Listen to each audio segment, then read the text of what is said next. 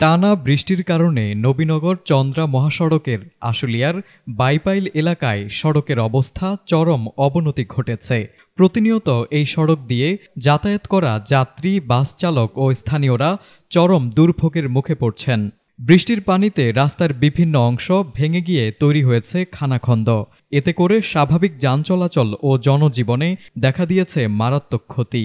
স্থানীয়রা অভিযোগ করছেন, দীর্ঘদিন ধরে সড়কের এমন বেহাল অবস্থার কথা বিভিন্ন মাধ্যমে জানানো হলেও সড়ক ও জনপথ বিভাগ কিংবা সংশ্লিষ্ট কর্তৃপক্ষের পক্ষ থেকে এখন পর্যন্ত কার্যকর পদক্ষেপ নেওয়া হয়নি। ফলে স্থানীয়দের দুর্ভোগ দিন দিন বেড়েই চলেছে।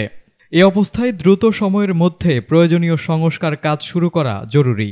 সংশ্লিষ্ট কর্তৃপক্ষ যদি দ্রুত পদক্ষেপ নেয় তাহলে জনগণের দৈনন্দিন দুর্ভোগ লাঘব সম্ভব হবে এবং সড়কে স্বাভাবিক যান চলাচল নিশ্চিত করা যাবে। দুর্ভোগের কথা বিবেচনা করে সরকার ও সংশ্লিষ্ট দপ্তরের প্রতি জোর দাবি জানিয়েছে স্থানীয়রা।